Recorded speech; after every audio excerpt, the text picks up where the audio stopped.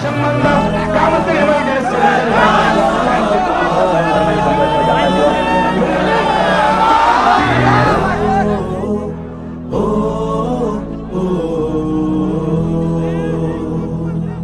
আজ সময় এসেছে সাজাতে হবে এই দিনের বাগান, শুধু হেলায় খেলায় যেন কেটে না যায় সম্ভাবনার ক্ষণ। আজ সময় এসেছে সাজাতে হবে এই দিনের বাগান, শুধু হেলায় খেলায় যেন কেটে না যায় সম্ভাবনার ক্ষণ। نحمده ونستعينه ونستغفره ونؤمن به ونتوكل عليه ونعوذ بالله من شرور أنفسنا ومن سيئات أعمالنا من يهدي الله فلا مضل له ومن يضلل فلا هادي له ونشهد أن لا إله إلا الله وحده لا شريك له ونشهد أن سيدنا وحبيبنا ومولانا محمدا عبده ورسوله الذي أرسله بالحق بشيرا ونذيرا وداعيا إلى الله بإذنه وسراجا منيرا فقد قال الله تعالى في كلامه المجيد وبرهانه التوحيد أعوذ بالله من الشيطان الرجيم بسم الله الرحمن الرحيم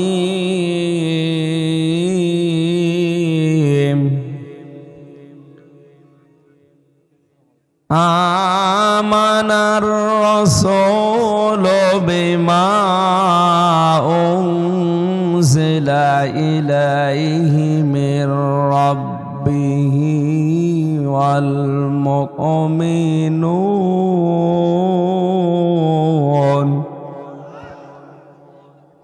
كل آمن بالله وملائكته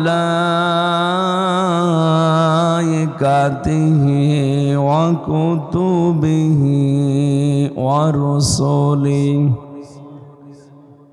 لا نفرق بين أحد من رسله وقالوا سمعنا وأطعنا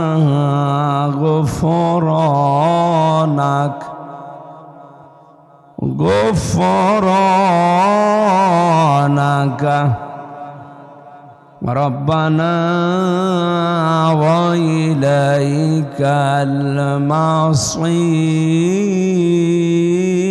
المصير صدقت يا ربنا اللهم صل على سيدنا مولانا محمد وعلى آل سيدنا مولانا بلغ العلا بكماله كشف الدجى بجماله حسنت جميع خصاله صلوا عليه آنائے پھول تو بلبل کا ترنم بھی نہ ہو جمن دہر میں کلیوں کا تبسم بھی نہ ہو بلغ العلا بکمالہ کشف الدجى بجمالہ حسنت جميع خصاله صلوا عليه وآله الحمد لله বগুড়া জেলার শাহজাহানপুর থানার অন্তর্গত বীরগ্রাম আল হুদা বালক বালিকা দাখিল মাদ্রাসা ময়দানে 46তম 2 দিনব্যাপী ঐতিহাসিক তাফসীরুল কোরআন মাহফিলের সমাপনী রজনীর স্বনামধন্য সভাপতি এতক্ষণ যিনি আলোচনা রাখলেন মাওলানা হোসাইন মাহফুজ চুয়াডাঙ্গা হাফেজ আব্দুল্লাহ আল মামুন। এ মাহফিলের প্রধান অতিথি জননেতা মোহাম্মদ মোরশেদ মিল্টন, বরেণ্য অতিথি জনাব ডক্টর আব্দুল মজিদ পরামানিক, আলহাজ রুহুল আমিন স্বপন, আরও অনেক মানুষের নাম দিয়েছেন আপনারা। সবার জন্য দোয়া করছি। ওয়ারাফা'না লাকা যিকরাক, এদের মর্যাদা সম্মান আল্লাহ দুনিয়া আখেরাতে অভয় জগতে যেন বাড়িয়ে দেন। সবলে বলেন আমিন। মঞ্চে বসা ওলামা একরাম, সামনে বসা মুসলমান ভাইরা, পর্দার আড়ালের সম্মানিতা মা এবং বোনেরা, প্রশাসনের ভাইরা, প্রাণপ্রিয় বগুড়াবাসী, এটা মাদ্রাসার পক্ষ থেকে আয়োজন, দল মত নির্বিশেষে সবাই আমরা এখানে এসেছি নাকি? সুতরাং সবার জন্য কোরআনে কারিম উন্মুক্ত। হাদা বায়ানুল লিন্নাস হুদাল লিন্নাস, মানুষ পদবাচ্চে যারা আমরা বিবেচিত তাদের জন্য আল্লাহ কোরআন দিয়েছে। কোরআনে কারিম দুনিয়ায় এসেছে গরু ছাগলের জন্যে, হাঁস মুরগির জন্যে। কাদের জন্য বলেন তো? কোরআনের মুখাতেব হচ্ছে মানুষ, সব মানুষ না, জীবিত মানুষ। আমরা কি জীবিত না মরে গেছি? জীবিত মানুষ যারা এলাকায় আছে সবার এখানে আসা সম্ভব হয়নি। অনেক মানুষের কানে আওয়াজ গিয়েছিল, কিন্তু অনেকেই বিভিন্ন ধারণা পোষণ করে এখানে আসতে পারে নাই। এমনকি আশপাশে অনেকে চার দোকানে বসে এখনো পর্যন্ত গীবত করছে। কি গীবত করছে তারা? যে আমির হামজা এসেছে রাজনীতি করবে, ও না যে ভালোই করেছে। আমি কি বেশি বললাম না এরকম কিছু বলছে? আপনি চলেন, আমি আপনাকে এটা শোনাবো। অনেকেই বিভিন্ন জায়গায় বসে এটা করছে।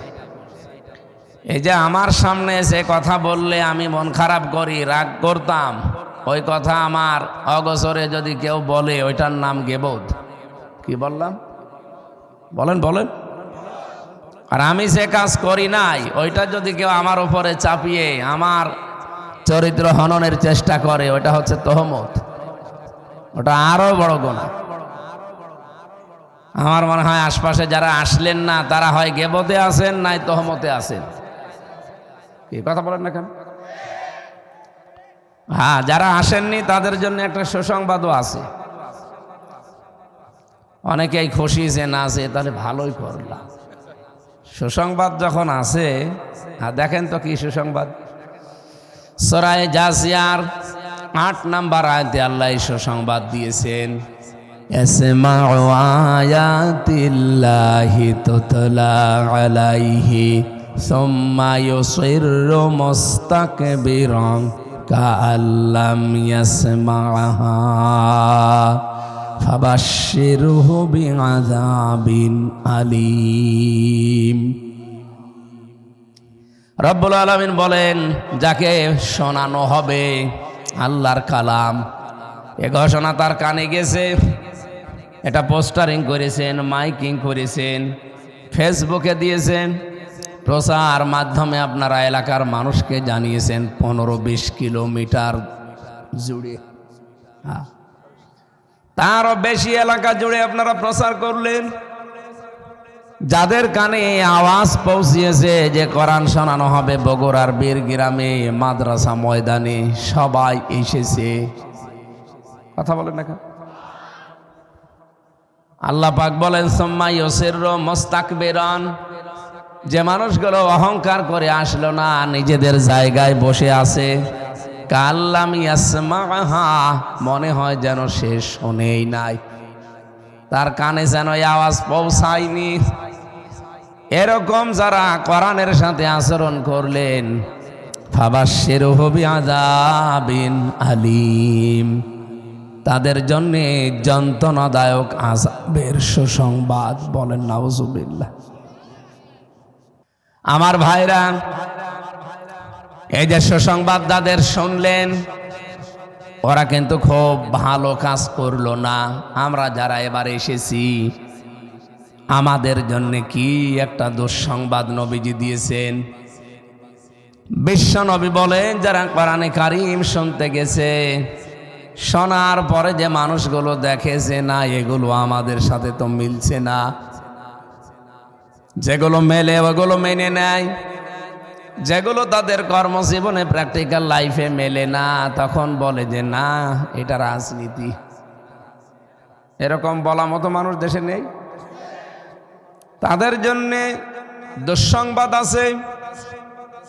আফাতুমিনুনা বিবাদিল কিতাবি ওয়া তাকফুরুনা বিবাদ ফামা জাযাউ মান ইয়াফআলু যালিকা মিনকুম ইল্লা খিজিয়ুন ফিল হায়াতিদ দুনিয়া ওয়া ইয়াউমাল কিয়ামাতি ইউরাদ্দুনা ইলা আশাদ্দিল আযাব।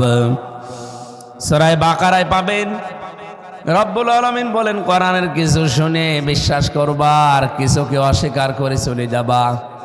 কেউ যদি এই আচরণ আমার কোরআনের সাথে করে, দুনিয়ার জীবন তার লাঞ্ছনা, গঞ্জনা, অপমান, অপদস্থ এগুলো দিয়ে ভরে রাখবো। আপনি মনে মনে ভাববেন আমি অনেক সুখে আছি। পাগলের সুখ মনে মনে, পাগলের সুখ কোথায়? আপনি মনে করবেন আমি অনেক সুখে আছি। সুখ তো এটার নাম না যে টাকা পয়সা বেশি হলে, অট্টালিকা বানাতে পারলে, বড় গাড়ি বড় বাড়ি হলে সুখ হয়ে যায়। সুখ শান্তি এই জিনিসগুলো আমার আল্লাহর পক্ষ থেকে নাজিল হয়। এই জন্য নামাজের পরে দেখবেন মানুষ এটা পড়ে, ফরজ নামাজের পরে অটোমেটিক ইমানদারের মুখ দিয়ে বের হয়ে যায়, আল্লাহুম্মা আনতাস সালাম ওয়া মিনকাস সালাম তাবারাকতা ইয়া যাল জালালি ওয়াল ইকরাম। হে আল্লাহ, তুমি শান্তি, শান্তি তো তোমার পক্ষ থেকে আসে। শান্তি এই পৃথিবীতে যদি কিনতে পাওয়া যায়, সুখ যদি কিনতে পাওয়া যায়, এই পৃথিবীর ময়দানে গরিব মানুষ কোনোদিন সুখ শান্তিতে থাকতে পারতো না। লা ইয়াগুররান্নাকা তাকাল্লুবুল্লাযীনা কাফারু ফিল বিলাদ। হে নবী, এদের বড় বড় অট্টালিকা দেখে, বিশাল বিশাল দালান কোঠা দেখে আপনার চোখ যেন ধাঁধা লেগে না যায়। আপনি বিভ্রান্তিতে পড়বেন না, প্রতারণার শিকার হবেন না। এগুলো আমি তাদেরকে দিয়েছি দুনিয়ার জীবনে ওদের পরীক্ষায় ফেলার জন্যে। এই জন্য দুনিয়ায় কিছু মানবেন আর কিছু মানবেন না। এই আচরণ যদি আপনি কোরআনের সাথে করেন, আর আপনি করেন কি না নিজেও আপনি জানেন। কথা বোঝেন? আপনি কোরআনের সাথে আচরণ কি করছেন, সব মানেন না অল্প মানেন, এটা আপনি নিজেও যখন জানেন, তাহলে কোরআনের আয়াতের পরের শব্দগুলো 100% সত্য আপনি মেনে নিতে পারেন যে দুনিয়ার জীবনে আপনাকে আল্লাহ শান্তিতে রাখবে না। প্রশ্ন আসতে পারে, শান্তিতে তো আছি, কে বলেছে আপনি শান্তিতে আছেন? এতটুকু আল্লাহ যদি আয়াতটা শেষ করে দিত, আমি আয়াতটা পড়তাম না। ওয়াউমাল কিয়ামাতি ইউরাদ্দুনা ইলা আশাদ্দিল আযাব। এই দুনিয়ার জীবন কেটে যাওয়ার পর, মরণের পরে যে জীবন শুরু হবে, এই জীবনে শুধু কঠিন কঠিন কঠিন আযাবের দিকে মানুষকে আল্লাহ নিয়ে যেতেই থাকবে। ওয়াউমাল কিয়ামাতি ইউরাদ্দুন, এটা মজারে বর্তমান, ভবিষ্যৎ, প্রেজেন্ট, ফিউচার। দিন যত যাবে তার শাস্তির মাত্রা তত বাড়তেই থাকবে। কথা বোঝেন এ পর্যন্ত? আমার এই 34 বছর বয়সে আমি 34 মন গোনা করেছি। মারা যাওয়ার পরে যদি আল্লাহ 34 মনের একটা বিশাল বোঝা আমার পিঠের ওপরে তুলে দেয়, আমার বিচার শেষ। এটাই তো নিয়ম নাকি? জবাব দিলেন না কোন কারণে বলেন? আমার এই জীবনে 34 মন গনার বোঝা যদি আল্লাহ আমার পিঠের ওপরে তুলে দেয়, আমার বিচার শেষ। আল্লাহ ইরাদনা দিয়েছেন খেলা করার জন্য না। কেন দিয়েছেন এবার আপনাকে বলছি। قد خسر الذين كذبوا بلقاء الله حتى إذا جاءتهم الساعة بغتة قالوا يا حسرتنا على ما فرطنا فيها। আল্লাহ বলেন অবশ্যই ক্ষতিগ্রস্ত হয়ে গেছে, হবে না হয়ে গেছে ওই মানুষগুলোর জীবন যারা আল্লাহর সাথে সাক্ষাৎ হবে এটা বিশ্বাস করে না। আমাদের 100% বিশ্বাস আছে তো? বলেন বলেন। এটা যার যত বেশি অ্যাক্টিভ হবে, মজবুত হবে, দৃঢ় হবে এই বিশ্বাসটা, ওই মানুষের জীবন দুনিয়ায় তত পরিচ্ছন্ন হবে। খলিফাতুল মুসলিমিন হযরত ওমর রাদিয়াল্লাহু তাআলা আনহু, উনি ওনার সন্তানটাকে ভর্তি করেছিলেন মাদ্রাসায়। হযরতে আব্দুল্লাহ ইবনে ওমর তার নাম। ওই একই মাদ্রাসায় দেশের প্রধান বিচারপতি হযরতে আলী তার ছেলেটাকেও ভর্তি করলেন, হোসাইন ইবনে আলী। টেবিলের ওপর থেকে বারবার এভাবে কলম ফেলে দেয় আর বলে, আব্দুল্লাহ তুলে দাও। একবার, দুইবার, তিনবার তুলে দেওয়ার পরে ওনার মেজাজ খারাপ হয়ে গেছে। রাগ করেই বললেন যে কি বারবার কলম ফেলে দেন আর আমারে তুলতে বলেন? আমি কি চাকর? আমি কি খাদেম? হযরতে হোসাইনও বলে ফেলেছেন যে তুমি শুধু খাদেম না, খাদেমের বাচ্চা। এক দৌড়ে বাড়িতে গিয়ে আব্বাকে ডাক দিয়ে বলছে, বাবা তুমি দেশের প্রেসিডেন্ট, অথচ সবার সামনে ক্লাসে হোসাইন আপনাকে আমাকে অপমান করিস। প্রতিশোধ না নিলে, বিচার না করলে আমি ও মাদ্রাসায় আর যাব না। হযরত ওমর বলেন, সন্তান বিচার এখন না, আমি বিচার করব ঠিক, কিন্তু জমার দিন হাজারো মানুষ আসবে সবার সামনে। জমার দিন তিনি খুতবা দিচ্ছিলেন, হঠাৎ আলোচনা বন্ধ করে দিলেন। খুতবার এককালীন তিনি বললেন, হোসাইন এখানে আছে? বলে, হ্যাঁ আছি। সামনে আসো। তুমি আমার সন্তানটাকে সবার সামনে অপমান করে খাদেমের বাচ্চা, খাদেম বলে গালি দিয়েছো। হ্যাঁ দিয়েছি। কেন দিলে? তুমি জানো না আমি দেশের প্রধানমন্ত্রী। হযরতে হোসাইন ডাক দিয়ে বলে, খলিফা আপনি এই জায়গায় দাঁড়িয়ে মসজিদে নববীতে বুকে হাত দিয়ে বলেন, আপনি কি আমার নানার খাদেম ছিলেন না? হযরত ওমরের কথা বন্ধ হয়ে গেছে, চোখ দিয়ে দরদর করে পানি ঝরছে। বললেন, হ্যাঁ আমি তো এভাবে ভাবি নাই, আসলে তো আমি খাদেম ছিলাম, কিন্তু এর একটা ডকুমেন্ট লাগবে, প্রমাণ লাগবে। তুমি কি লিখে দিতে পারবা যে আমি নবীর খাদেম ছিলাম? হ্যাঁ, কাগজ কলম নিয়ে আসেন। খেজুরের পাতা নিয়ে এসেছে। হযরতে হোসাইন লিখে দিলেন, এ ওমর আমার নানার খাদেম ছিল, আমি দেখেছি। ইতি হোসাইন ইবনে আলী, সই করে দিলাম। কাগজটা হাতে নিয়ে হযরত ওমর চমা খান। সাহাবীদেরকে বলেন, নবীর সাহাবীরা বিচার হয়ে গেছে, আর লাগবে না। ছোট মানুষ তো আব্দুল্লাহ বসে না, বলে, বাবা তুমি তো বিচার এখনো শুরু করলে না, কি করে হয়ে গেল? হযরতে ওমর ডাক দিয়ে বলে, সন্তান আমি যেদিন মারা যাব এই কাগজটা আমার কাফনের ভেতরে দিয়ে দিও। কিয়ামতের দিন আল্লাহ যখন তার সামনে আমাকে ডাকবে, জীবনের হিসাব দেওয়ার জন্য যখন দাঁড়াবো, কিছুই যদি আমার জীবনে আল্লাহর ভালো না লাগে, এই কাগজটা তুলে নিয়ে বলবো, মাবুদ একটু দেখো, তোমার নবীর নাতি লিখে দিয়েছে আমি নবীর খাদেম ছিলাম। এই ওসিলাও হলেও আজকে তুমি আমারে মাফ করে দাও।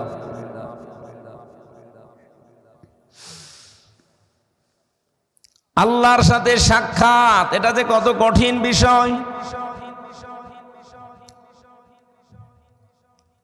হযরতে ঈসা রূহুল্লাহ উনি একবার একটা পুরাতন কবরের পাশে দাঁড়িয়ে বলেছিলেন, কুম বিইজনিল্লাহ, হে কবরবাসী জিন্দা হয়ে যাও আল্লাহর হুকুমে। সঙ্গে সঙ্গে কবর থেকে একটা মরা মানুষ জিন্দা হয়ে হযরতে ঈসা রূহুল্লাহকে সালাম দিয়েছে। ডাক দিয়ে বলে, চাচা আপনি আমার বাবার পক্ষ থেকে সালামটা গ্রহণ করেন।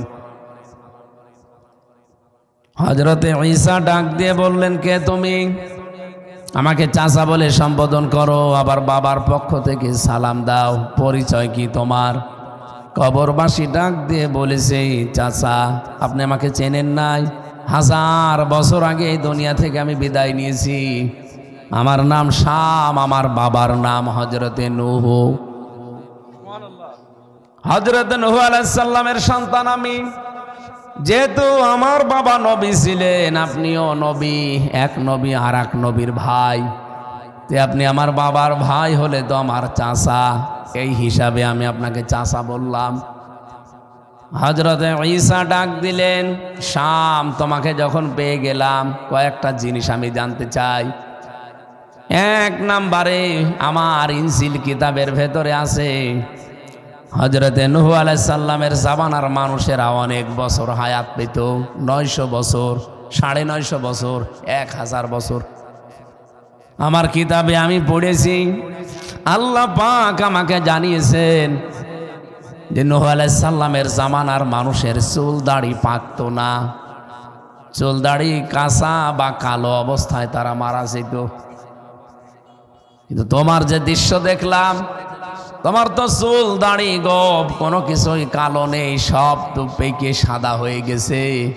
আমার আসমানি কিতাবের সাথে তোমার মুখের কথা মেলে না, কেমন করে তুমি নূহুর সন্তান হও? হযরতে শাম বলছেন, চাচা যান, আপনাকে আমি প্রমাণ দিচ্ছি কেন আমার চুল দাড়ি সাদা হয়ে গেছে। আপনি যখন আমার কবরের পাশে দাঁড়িয়ে কুম বিইজনিল্লাহ বলে ডাক দিলেন, রব্বুল আলামিন আমার শরীরের ভেতরে রূহটা ফিরিয়ে দিচ্ছিলেন। কবরের মাটিগুলো সামনে থেকে আস্তে আস্তে সরে যাচ্ছিল। আমি মনে মনে করেছি হযরতে ইসরাফিল মনে হয় সিংহায় ফুৎকার দিয়েছে, আমার আল্লাহর কাছে মনে হয় হাজির হওয়া লাগবে। আমার জীবনের কর্মকাণ্ডের হিসাব মনে হয় মাবুদের সামনে দেওয়া লাগবে। আমি কি নিয়ে দাঁড়াবো সেই চিন্তায়, টেনশনে মুহূর্তে আমার চুল দাড়ি পেকে সাদা হয়ে গেছে। ও বগুড়াবাসী, এমনও পেয়েছি আমি কিতাব পড়তে গিয়ে, এটা তাফসিরে তাবারিতে পাবেন, হযরতে নূহ আলাইহিস সালামের সন্তান হযরত শাম, তিনিও একজন নবী ছিলেন। একজন নবী যদি আল্লাহর সামনে দাঁড়াবে, সাক্ষাৎ করবে জীবনের নামায় আমল নামা নিয়ে, এত চিন্তা তার করা লাগে যে চিন্তা টেনশনে মুহূর্তেই চুল দাড়ি পেকে সাদা হয়ে যায়। আমাদের কি চিন্তা আসা দরকার আপনি নিজেই বলেন তো। হযরত ওমর জান্নাতের গ্যারান্টি পেয়েছিলেন দুনিয়ায়, জান্নাতের সার্টিফিকেট পেয়েছিলেন নবীজির কাছ থেকে যে ওমর তুমি জান্নাতি, তাও 2 নাম্বারেই পেয়েছিলেন তিনি। আকাশের যে তারকা দেখতে পান, কোন মানুষ যদি গণনা আরম্ভ করে হয়তো একদিন গণনা করতে করতে শেষ হয়ে যাবে, কিন্তু হযরত ওমর মুসলমান হওয়ার পর থেকে ইন্তেকাল পর্যন্ত যত নেকির কাজে আঞ্জাম দিয়েছেন দুনিয়ায়, তাম পৃথিবীর সব মানুষ হযরতে ওমরের নেকি গণনা করলেও শেষ হবে না। কোন রাস্তা দিয়ে গেলে 40 দিন শয়তান ওই রাস্তায় যেতে ভয় পেত। নবীজি বলেন আমার পরে কোন নবী রাসূল দুনিয়ায় আর আসবে না, যদি ওমর এই পৃথিবীতে নবী রাসূল আসে তো হযরত ওমর নবী হয়ে যাবে। তার মানে নবী হওয়ার সব কোয়ালিটি আল্লাহ তাকে দিয়েছিলেন, কিন্তু খাতামান নাবিয়্যিন আমাদের নবী, এই জন্য তিনি আর নবী হতে পারেননি।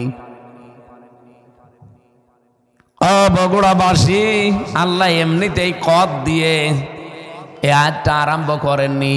কদ খাসিরাল্লাযীনা কাযযাবু বিলিকাইল্লাহ, অবশ্যই ক্ষতিগ্রস্ত হয়ে গেছে। আল্লাহ ইয়াকসিরু না দিয়ে খাসিরা দিয়েছেন। বর্তমান ভবিষ্যৎ দিলে আমি আয়াত পড়তাম না এখন। খাসিরা এটা মাসির সিগা, অতীতের শব্দ। আল্লাহ গ্যারান্টি দেওয়ার জন্য এবার কদ লাগিয়েছেন। মাস্ট বি, অবশ্যই, নিশ্চয় ক্ষতিগ্রস্ত হয়ে গেছে ওই মানুষগুলোর জীবন। কাযযাবু বিলিকাইল্লাহ, কিয়ামতের দিন আমার আল্লাহর সাথে সাক্ষাৎ হবে এটা যারা বিশ্বাস করে না। হঠাৎ করে যখন তাদের সামনে মরণ চলে আসে, বাগতাতান, আকস্মিক ভাবে, ইয়া হাসরাতানা আলা মা ফাররাতনা ফিহা, ওই মানুষগুলো তখন পেছনের জীবনের দিকে তাকায় আর আফসোস করে, আল্লাহ আমি কি পাঠিয়েছি। এদের মাঝখানে সাআতুন আছে, হাত্তা ইদা জাতুহুমুস সাআ। এ শব্দের অর্থ হয় দুইটা। এক নম্বরে সাআতুন মানে কিয়ামত, আর একটা সাআতুন মানে মৃত্যু। আপনি এখানে কিয়ামতও ধরতে পারেন, মরণও ধরতে পারেন। আমি যেহেতু প্রথম অর্থে মৃত্যু একবার করলাম, তাহলে দ্বিতীয় অর্থ হচ্ছে কিয়ামত। হঠাৎ করে যখন তাদের সামনে কিয়ামত হাজির হয়ে যাবে, আমরা অনেকেই মনে করি কিয়ামত আসতে এখনো অনেক দেরি আছে। কিয়ামত আসতে দেরি নেই। রব্বুল আলামিন কোরআনে কারিমে কিয়ামত কত তাড়াতাড়ি হবে সেই ঘোষণা দিয়েছেন। ওমা আমরুস সাআতি ইল্লা কালামহিল বাসরি আও হুয়া আকরাব ইন্নাল্লাহা আলা কুল্লি শাইইন কাদির। বলেন আল্লাহু আকবার। আল্লাহ পাক বলেন, আমার যে কিয়ামত, ওমা আমরুস সাআহ, আমি শুধু একটা আদেশ করব। ইল্লা কালামহিল বাসরি আও হুয়া আকরাব, চোখের পলক ফেলতে যতটুকু সময় লাগে এতটুকু সময়ের ভেতরে এই পৃথিবীতে কিয়ামত কায়েম করে দেব। মানুষ বাজারে থাকবে, মানুষ মসজিদে থাকবে, মানুষ মাহফিলে থাকবে। এই যে বসে আছে ও টেরও পাবে না যে কিয়ামত কায়েম হয়ে গেছে। হঠাৎ কিয়ামত চলে আসবে।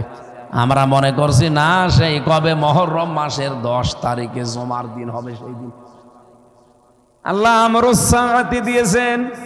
আবার কালামহিল বাসর আও হুয়া আকরাব, ইসমে তাফসীর, চোখের পলক ফেলতে যতটুকু সময় লাগে আল্লাহ বলেন এর চাইতেও তাড়াতাড়ি। হঠাৎ যখন কিয়ামত আপনার সামনে আসবে, আমি যেই কথাটা বোঝানোর জন্য 2-3 মিনিট আপনাকে আমি বলছি, এইবার সেটা চলে এসেছে। অহুম ইয়াহমিলুনা আওজারহুম আলা যুহুরিহিম আলা সামা ইয়াসিরুন। ওয়া মানে এবং হোম মানে তাদের, ইয়াহমিলুনা হোম মানে তারা, ইয়াহমিলুনা হামালা, ইয়াহমিলু মানে বহন করা। অহুম ইয়াহমিলুনা তারা বহন করছে, করবে। আলা মানে ওপরে, জুহুর মানে পিঠ, হিম মানে তাদের, ঝার এক বচন, আওজার বহু বচন, জার মানে বোঝা। ওই মানুষগুলো তাদের পিঠের ওপরে তাদের পাপের বোঝাগুলো বহন করতেই থাকবে, করবে না। ফেরেশতারা দেখে দেখে বলবে আলা সামা ইয়াসিরুন, কত নিকৃষ্ট বোঝা হামজা বহন করে নিয়ে যাচ্ছে। বলেন নাউজুবিল্লাহ। বগুড়াবাসী কিছু বুঝেছেন কিনা আমি জানি না, আলেমরা হয়তো টের পেয়েছে। আল্লাহ ইয়াহমিলুনা না দিয়ে হামালা দিলে আমি অর্থই করতাম না। অর্থ করলে এরকম করতাম যে আমার 34 বছরে 34 মন গোনা নিয়ে আল্লাহর কাছে হাজির হয়েছিলাম, উনি চাপিয়ে দিয়েছে পিঠের ওপরে, আমার বিচার শেষ। কিন্তু ইয়াহমিলুনা দিয়েছেন, এই জন্যই ঝামেলায় আছি। আমি 34 বছরে এই 34 মন গোনা নিয়ে মরে গেলাম। কিন্তু আমি এমন এমন গোনায় জারিয়া দুনিয়ায় রেখে গেলাম, আমি মরণের পরও ওগুলো চলতে আছে, ওগুলো বন্ধ হয়নি। আমি এমন একটা ছাত্র সংগঠন বানিয়েছি, আমি মরে গেলাম কিন্তু তারা বিশ্বজিৎকেও ছাড়ে না, শিবির মনে করে মেরে ফেলে। এরকম ছাত্র সংগঠন বাংলাদেশে ছিল না? এটা যিনি বানিয়েছিলেন তিনি কিন্তু নেই, তিনি কবরে আছে। নেই ছাত্র সংগঠন যে লোকটা বানিয়ে গেল, এই যে কিছুদিন আগে সেটা নিষিদ্ধ হয়েছে। যদি নিষিদ্ধ না হইতো এতদিনও কত মানুষকে যে বিশ্বজিৎ বলে মেরে ফেলত। কথা বলছেন এখন? বিশ্বজিৎকে যারা মেরেছিল ওই সবগুলো আমার সাথে জেলে ছিল।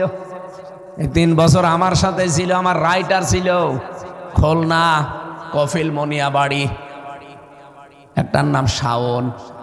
মাঝে মাঝে এসে ফাঁসির ওই কন্ডেম সেলের কাছে দাঁড়িয়ে মাপ চাইতো আমার কাছে। আমার কাছে মাপ চান কেন ভাই? হুজুর খুব কষ্টে আছি, জীবনে এরকম ভুল করলাম, আমার জীবনটাই শেষ। আমার মা বাবা দুইজনই মাস্টার। এই যে কিছুদিন আগে আমি গিয়েছিলাম সেখানে, খুলনা কপিলমণি, তার মা আর বাবা মুরব্বী হয়ে গেছে, একটাই ছেলে ফাঁসির আসামি ছিল, এখন যাবজ্জীবন, তার মানে 30 বছর জেল খাটা লাগবে। ভেতরে যদি কাজকর্ম করিয়েও দেয় তাও 22 বছরের আগে বের হতে পারবে না। 22টা বছর জেল খাটার পর মনে করেন আরো 25 বছর এসে জেলে গেছে।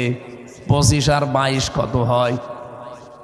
তো বের হয়ে কি করবে? ওর মা বাপকেও পাবে কিনা আল্লাহ জানে। মা বাপ দেখলাম মুরব্বী হয়ে গেছে।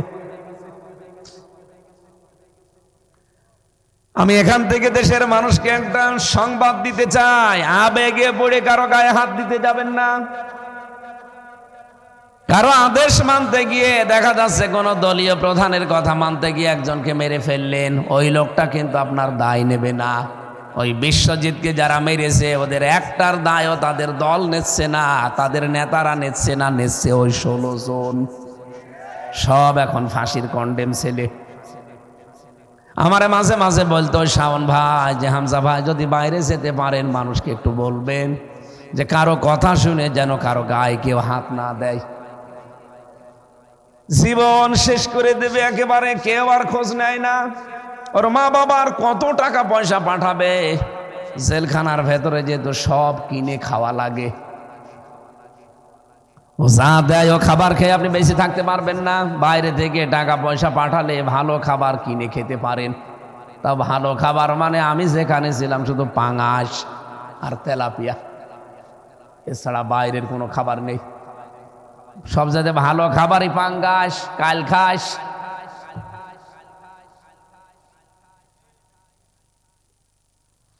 এমন একটা ছাত্র সংগঠন আপনি বানিয়ে রেখে চলে গেলেন। আপনি তো সেই কবরে বসে আছেন কত বছর আগের থেকে, কিন্তু এরা তো বসে নেই। এরা তো 180 মাইল বেগে চালাচ্ছে, দখলবাজি, টেন্ডারবাজি, এমনকি চাঁদাবাজিও করতো। যদিও এখন আর এগুলো বাংলাদেশে নেই। অত জোরে বলার দরকার নেই, আসতে বলুন। আপনি মরে গেলেন কিন্তু আপনার দলীয় লোকজন তো মরে যায়নি, ওরা তো আল্লাহর নামে চালাচ্ছে। যত অপরাধ দুনিয়ায় তাদের দ্বারা হবে। আপনি যেহেতু এই সংগঠনের প্রতিষ্ঠাতা, কবরে কিয়ামত পর্যন্ত পড়ে থাকবেন, আর কিয়ামত পর্যন্ত এই গোনায়ে জারিয়া যেতেই থাকবে। মাওলানা হোসাইন কিছুক্ষণ আগে বলছিল না যে সাদগায়ে জারিয়া। সাদগায়ে জারিয়া বললে আমরা অনেকেই বুঝি যে নেক সন্তান অথবা মসজিদ মাদ্রাসা এমন কিছু করে যা মানব কল্যাণে, যেটা মানুষের কল্যাণ হবে আর সওয়াব পেতেই থাকবেন। এটা আমরা অনেকেই জানি, কিন্তু গোনায়ে জারিয়াও যে আছে অনেকে জানি না। আপনি সম্পদ কামাই করে রাখলেন, কোটি কোটি টাকার পাহাড় জমিয়েছেন, আপনি মরে গেলেন, আপনার স্ত্রী ওই সম্পদ আর উল্টা পাল্টা কাজে ব্যয় করবে। আপনার সন্তান ওগুলো দিয়ে মদ খাবে, বাবা খাবে, ডাল খাবে, কনসার্ট দেবে, শিশু মেলা দেবে। শিশু পাবেন না, শুধু শিশুর খালারা আর মামারা। তাও এই যে এই বয়সী মামা, এই বয়সী মামারা যায় শিশু মেলায়, এই বয়সী খালারা যায় শিশু মেলায়, সেখানে অ্যাক্সিডেন্ট হয় বাসে আর ট্রাকে। ও বলছে ঠিক। বাসে ট্রাকে অ্যাক্সিডেন্ট হয়, ওখানে বাস ট্রাক পাবেন কোথায়? অ্যাক্সিডেন্ট হবে এর সাথে। এমএলআই যত অ্যাক্সিডেন্ট হবে তত রকমের গোনাগুলো, এগুলো হাতের জেনা, মুখের জেনা, চোখের জেনা, অন্তরের জেনা, এগুলো সব আমল নামায় আপনার জমা হতে থাকবে। আপনি তো মরে গেলে বেঁচে গেলে, অনেকে মরে মনে মনে মনে ভাবে যে মরে গেলেই বেঁচে যাব। মরে গেলে বেঁচে যাবেন? মরে গেলে আপনার শাস্তি তো ডবল ডবল ডবল বাড়তেই থাকছে। ও বগুড়াবাসী, এখান থেকে আমার ভয় হয় এই এরুদ্দুনা ইউরদ্দুনা এই শব্দটা দিয়ে আমি কথা বলছিলাম। রব্বুল আলামিন বলেন দিন যত যাবে 32-34 মন গোনা নিয়ে আমি শুয়েছিলাম কবরে, অথচ কিয়ামত আসতে আসতে আমার কবরে আমার পিঠের ওপরে আল্লাহ পাক গোনার বোঝা চাপিয়ে দেবে 34,000 মন। কি কথা বলেন না কেন? এজন্য কোন পাগল যেন এরকম পাগলামি আমরা না করি, এমন কোন কাজ যেন দুনিয়ায় করি না যায় যে আমি মরে গেলে ওই গুনাহে জারিয়া মরে যায়নি, ও জিন্দা আছে। আল্লাহ পাক বলেন ওয়াউমাল কিয়ামাতি ইউরাদ্দুনা ইলা আশাদ্দিল আযাব, কিয়ামতের দিন আমি তোদেরকে যন্ত্রণাদায়ক কঠিন আযাবের দিকে নিয়ে যাচ্ছি এবং যাব। দিন যত যাবে তোর আযাব তত বাড়তে থাকবে। এজন্য এখানে যারা এসেছেন বসে আছেন, আপনাদের জন্য দুঃসংবাদে যে যা শুনবেন কিছু মানবেন কিছু মানবেন না, আপনার জন্য কপালে আগুন লাগবে। এজন্য অন্তত যারা এসেছেন, আর আপনারও বিশ্বাস যে আমির হামজা ওর বাবার কথা বলবে না, কি বলবো আমি, আর বললেও আমি ধরা খাবো। এখানে বহু আলেম বসে আছে, কোরআনে কারিমের ভেতরে কেউ যদি নতুন করে কিছু দিয়ে বলে যে এইটাও কোরআনের কথা, মাস্ট বি আল্লাহ তাকে ধরা খাওয়াবে। যেমন আবুল সরকারকে ধরা খাওয়িয়ে দিয়েছে। আবুল সরকার এখন কোথায়? জেলে। কোরআনের আয়াত পড়তো ঠিক, কুল হু কুল আউযু বিরাব্বিন নাস, আর অর্থ করতো মন মতো যে আল্লাহ নাচতে বলিস, ধরা খাইনি। বলেন বলেন, আপনি কি মনে করেন যে দেশে বহু আলেমও আছে, ওই শুধু ফকির, ওদের কথা নয় বাদ দিলাম, ওই বাউল আউল ফাউল বাদ, কিন্তু অনেক আলেম নামধারী আছে, তারাও কোরআনের আয়াত পড়ে ঠিক, কিন্তু ব্যাখ্যা করার সময় মন মতো লাগিয়ে দেয় অন্য কিছু।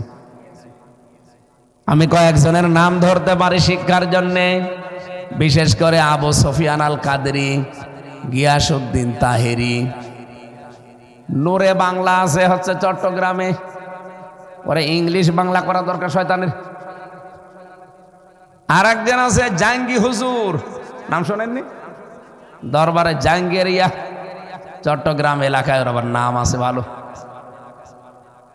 এই মানুষগুলো দেখতাম বসে বসে, এলাকায় তো বেশি থাকি আমি, আয়াত পড়ছে ঠিক, কুল হুয়াল্লাহু আহাদ, হে নবী আপনি বলেন আল্লাহ এক। এ কথা বলার পরে দেখবেন 2-3 লাইন বলেই চলে যাবে, ইয়ালি বাবা, শালি বাবা, কেল্লা বাবা, ফতে বাবা।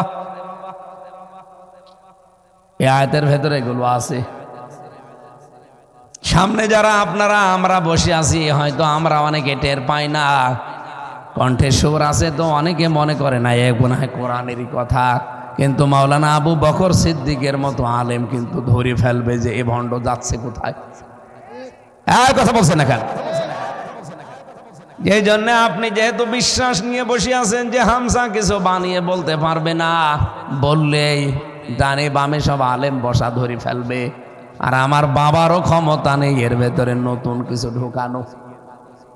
আল্লাহ নিজে গ্যারান্টি দিয়েছেন, লা ইয়াতিহিল বাতিলু মিন বাইনি ইয়াদাইহি ওয়ালা মিন খালফি তানজিলুম মিন হাকিমিন হামিদ। রব্বুল আলামিন বলেন এমন ভাবে কোরআনকে আমি সংরক্ষণ করছি, এর ডান থেকে বাম থেকে উপর থেকে নিচ থেকে কোনো বাতিল মিথ্যা এর ভেতরে প্রবেশ করতে পারবে না, করলেই ধরা খাবে। আজ পর্যন্ত 1500 বছরে কেউ প্রবেশ করতে পেরেছে? আপনি কি মনে করছেন যারা প্রবেশ করেছে ওরা ধরা খায় না? 100 ভাগ ধরা খায়। আলেমরা বসে, সাধারণ মানুষ না বুঝলে আমরা জানি এই গরম সুন্নি, ঠান্ডা সুন্নি, মিঠা সুন্নি বিভিন্ন রকমের নাম নিয়ে আজ যারা কোরআনের কথা বলতে এসে বাবার দিকে চলে যান। আপনি বানিয়ে ভণ্ড কথা বলছেন, কথা বলেন না কেন? আমাদের দ্বারা জীবনেও সম্ভব হবে না। যারা রেকর্ড হচ্ছে, কালকে আমার নামে ঝড় উঠবে, আমার দরকার নেই, আর আমি পারবো না।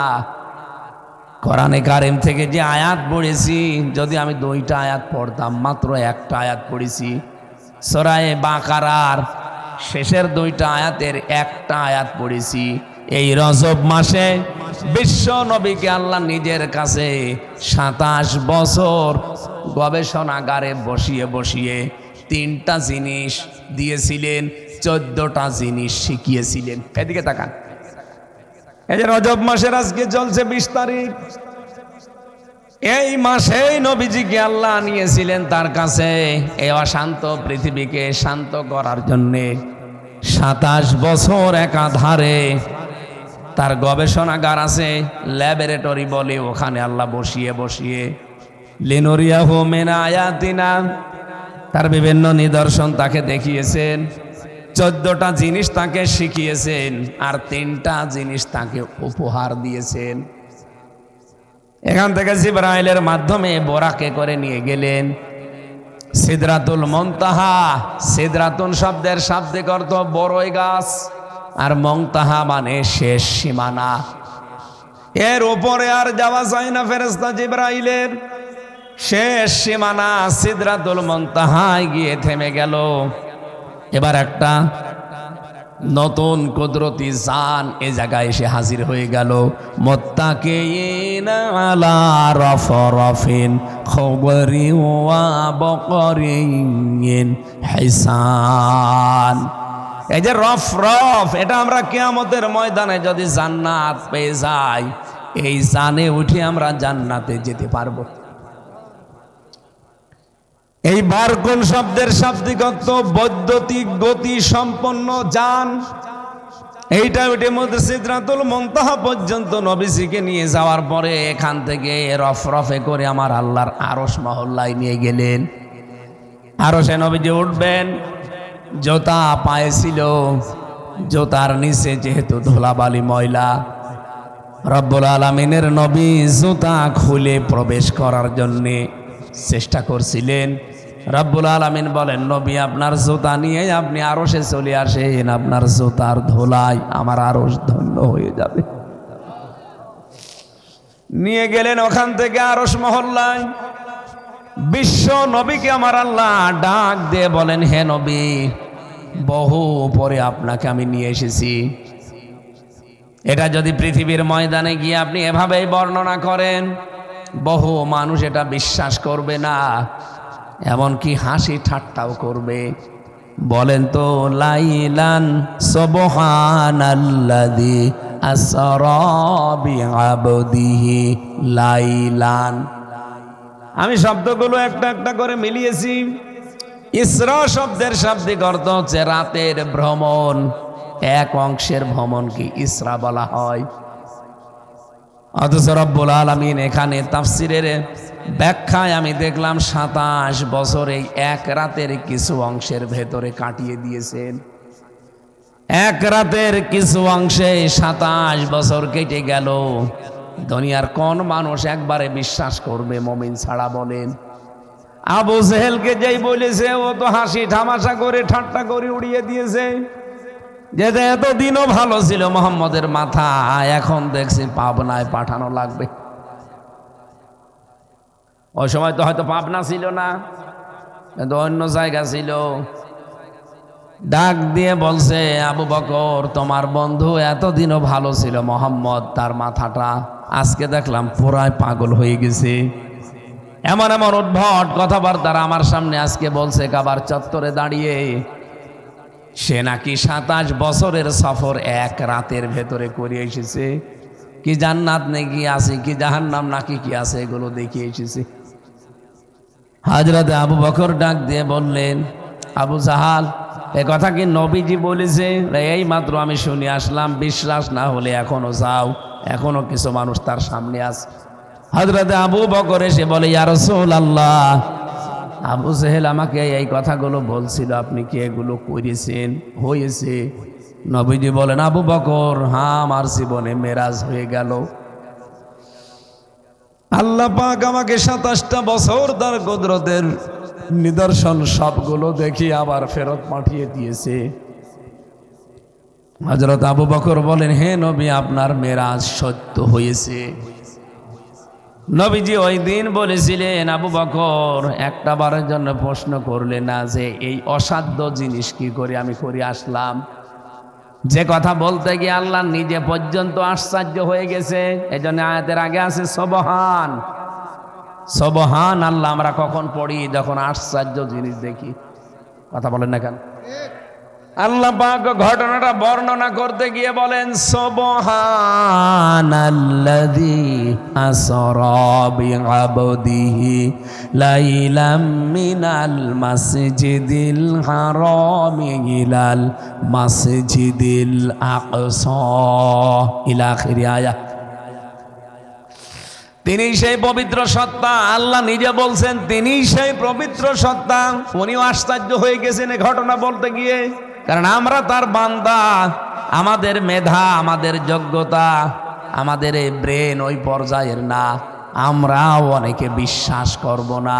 এই জন্য আল্লাহ নিজে আশ্চর্য হয়ে এই ঘটনা বর্ণনা দিচ্ছেন। রাব্বুল আলামিন বলেন, আমি আমার বান্দাকে রাতের কোনো এক ভাগে নিয়ে গেছি মসজিদে হারাম থেকে মসজিদে আকসা। এরপরে আমার 7 তবক আসমান জমিন পার হয়ে বিজ্ঞানের যে থিওরিগুলো আমি পড়েছি এটা মেলে না, বাস্তবতার অনেক ঊর্ধ্বে। একটা মানুষ সর্বোচ্চ একদিন 16 কিলোমিটার হাঁটতে পারে।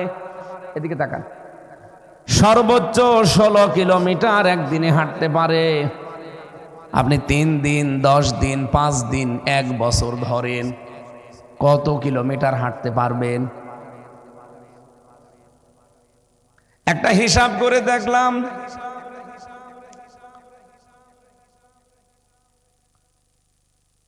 16 কিলোমিটার যদি একদিনে হয়, তাহলে 1 বছরে আমার একটা হিসাব করছিলাম সেদিন বসে বসে, 5840 কিলোমিটার আপনি হাঁটতে পারবেন।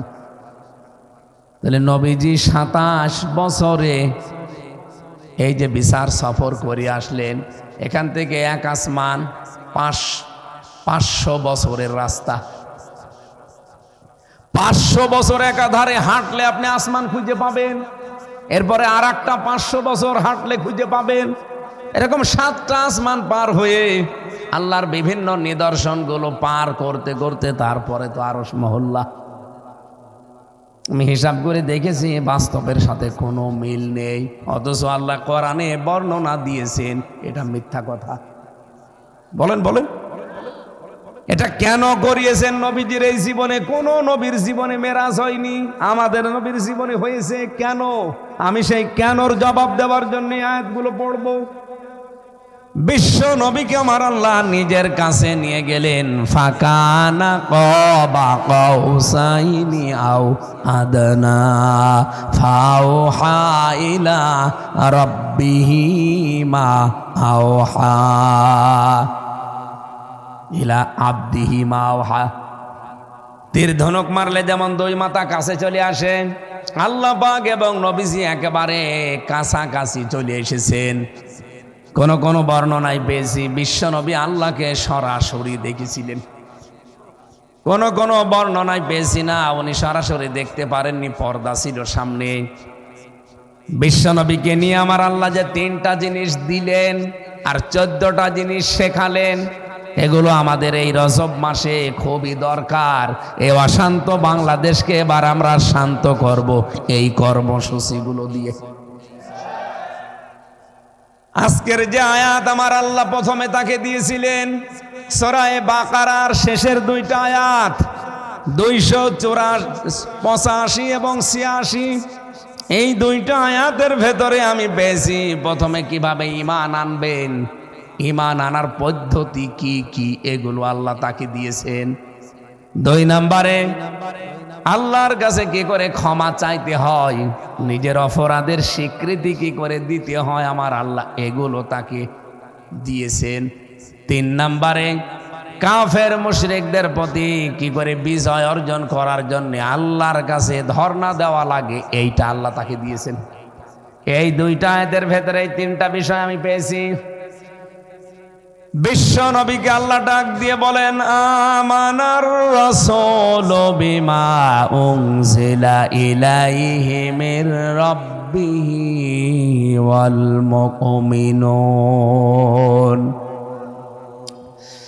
আমানার রাসূল, ঈমান এনেছে রাসূল, বিমা উনজিলা ইলাইহি, আমি রাসূলের উপরে ঈমান এনেছি এবং আল্লাহ পাক যেটা রাসূলের উপরে নাজিল করেছে তার রব, এগুলোর উপরও আমি বিশ্বাস বা ঈমান এনেছি।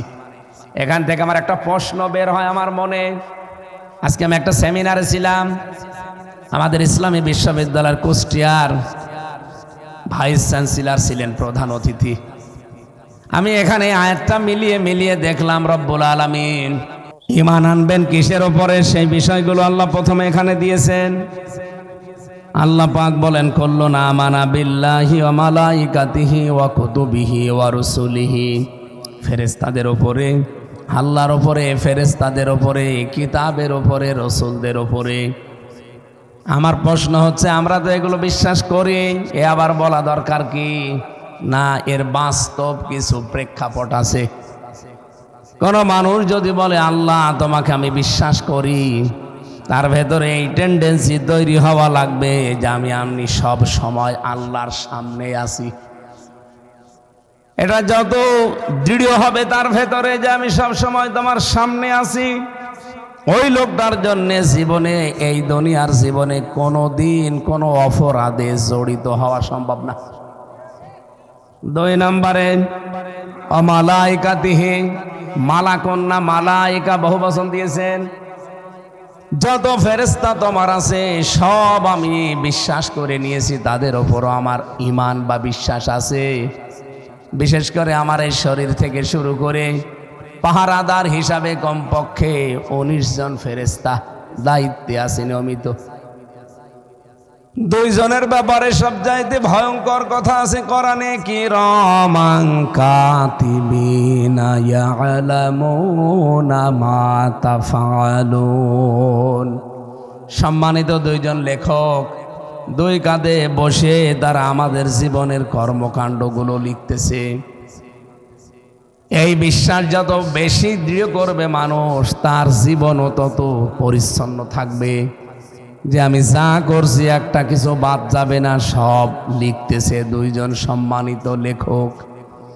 তিন নম্বরে কুতুবিহি, আল্লাহ কিতাব না দিয়ে কুতুব দিয়েছেন বহু বচন।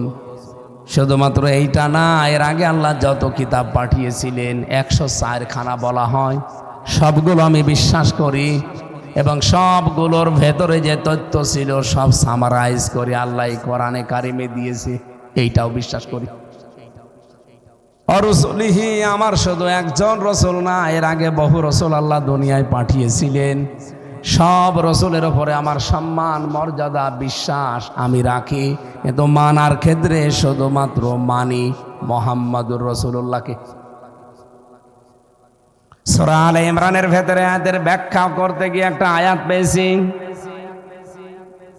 ওয়াইদা খাদাল্লাহু মিসাকান নাবিয়িনা লামা আতাইতুকুম মিন কিতাবিন ওয়া হিকমাতিন সুম্মা জাআকুম রাসূলুম মুসাদ্দিকুল লিমা মাআকুম লা তু'মিনুন্না বিহি ওয়া লা তানসুরুন্না ক্বালা আ'আকরারতুম ওয়া আখাযতুম আলা যালিকুম ইসরি ক্বালু আকরারনা ক্বালা ফাশহাদু ওয়া আনা মাআকুম মিনাশ শাহিদিন। আল্লাহ পাক বলেন, স্মরণ করো ওই সময়ের কথা যখন আমি সমস্ত নবীদের কাছ থেকে অঙ্গীকার নিয়েছিলাম। এই অঙ্গীকারটা নিয়েছে কে? বলেন বলেন। আল্লাহ বলেন, আমি একটা অঙ্গীকার নিয়েছিলাম, তাদের কাছে যে কিতাব পাঠিয়েছি ওই কিতাবের ভেতরে আমি এ কথা আগেই দিয়ে জানিয়েছি যে প্রত্যেকটি কিতাব যাকে দিলাম তার কাছে সংবাদ পাঠালাম, তোমার পরে তোমার পরে তোমার পরে একজন রসুল আসতেছে, তাকে যদি কেউ পেয়ে যাও তাকে সাহায্য করবা, তার উপরে ঈমান আনবা, বিশ্বাস করবা। যারা আমার এই ঘোষণা এতদিন শুনেছে, সেই দুনিয়া তৈরি হওয়ার পর থেকে মুহাম্মদুর রাসূলুল্লাহ আসার আগ পর্যন্ত প্রত্যেকেই বলেছে ক্বালু আকরারনা, আমরা স্বীকার করলাম। আমি আয়াতের তাফসীর যতগুলো মিলিয়েছি আমার এই মাথার ভেতরে এটা ধরা পড়েছে। বিশ্বনবী বলেন, এই আয়াত নাজিল হওয়ার শানে নজুলে পেয়েছি সূরা আলে ইমরানের আয়াত, এটা 81 নম্বর আয়াত। হযরতে জিবরাইল আমাকে জানিয়েছে, হে নবী, আয়াতটা নাজিল হওয়ার পর থেকে কিয়ামত পর্যন্ত যদি মুসা নবী দুনিয়ায় কোনোদিন আসে, উনি আল্লাহর কাছে বহুবার বলেছিলেন, আল্লাহ নবী বানিয়েছেন, খুশি আছি। নবী না বানিয়ে যদি মুহাম্মদুর রাসূলুল্লাহর উম্মত বানাতেন তাও খুশি থাকতাম, কিন্তু তার দোয়া কবুল হয়নি, এজন্য মুসা নবী আর আসবে না। হযরতে ঈসা দোয়া করেছিলেন, আল্লাহ নবী বানিয়েছেন, আমি খুশি হয়েছি, যদি নবী না বানিয়ে মুহাম্মদুর রাসূলুল্লাহর উম্মত বানাতেন আমি খুশি থাকতাম। রব্বুল আলামিন লক্ষ লক্ষ নবীজির ভেতরে শুধু একটা নবীর দোয়া কবুল করেছিলেন, উনি আবার আসবেন, কিন্তু নবী হয়ে না, উম্মত হয়ে। নবীজি বলেন, জিবরাইল আমাকে আয়াত নাজিল হওয়ার পরে জানিয়েছে, হে রাসূল, কিয়ামত পর্যন্ত যদি আপনার পরে মুসা নবীও কোনোদিন আসে, হযরত ঈসাও নবী হয়ে আসে দুনিয়ায়, আর কোনো মানুষ যদি পৃথিবীতে আপনার আদর্শ ছেড়ে দিয়ে তাকে গ্রহণ করে, আপনি ঘোষণা দিয়ে যেতে পারেন লোকটা জাহান্নামী। কিছু বুঝে চিল্লাচ্ছেন নাকি আন্দাজে? কি বলতে চাই আপনি বুঝেছেন? আজ ১৫০০ বছর আগে এটা নাজিল হওয়া, ১৫০০ বছর হয়ে গেছে। বিশ্ব নবীকে জিবরাইল নিজে জানে, তা তাবারি তাফসিরে তাবারির ভেতরে পাবেন। উনি ডাক দিয়ে বলছেন, হে নবী, এই আয়াত নাজিল করার পরে জানিয়ে দিলাম, কোনো দিন এই পৃথিবীতে আর নবী রসুল হয়ে কেউ আসবে না। আসলে একজনের দোয়া কবুল হয়েছিল, উনি উম্মত হয়ে আসবে, ঈসা রুহুল্লাহ। পাওয়ারফুল নবীর দুইজন নাম পেয়েছি আমি, হযরতে মূসা কালিমুল্লাহ, যিনি কথা বলতেন আল্লাহর সাথে, আর একজন হযরতে ঈসা রুহুল্লাহ, যাকে আল্লাহর ফুৎকার বলা হয়। এত বড় পাওয়ারফুল নবীরাও যদি দুনিয়াতে কিয়ামত পর্যন্ত কোনোদিন এসে আর মানুষ যদি সব সেদিকে ঝুঁকে যায়, আমি জিবরাইল আজকে আপনাকে দিয়ে ঘোষণা দিয়ে গেলাম, যারা আপনাকে বাদ দিয়ে অন্যদিকে ছুটবে সে জাহান্নামী। এই আয়াতের তাফসীর অনুযায়ী বলা যায়, খ্রিস্টানরা হযরতে ঈসা রুহুল্লাহকে মেনে চলে, এই জন্য ওরাও জাহান্নামী। ইহুদিরা হযরতে মুসা আলাইহিস সালামকে মেনে চলে, যদিও তারা মানে না, খালি মুখে বলে, তারাও জাহান্নামী।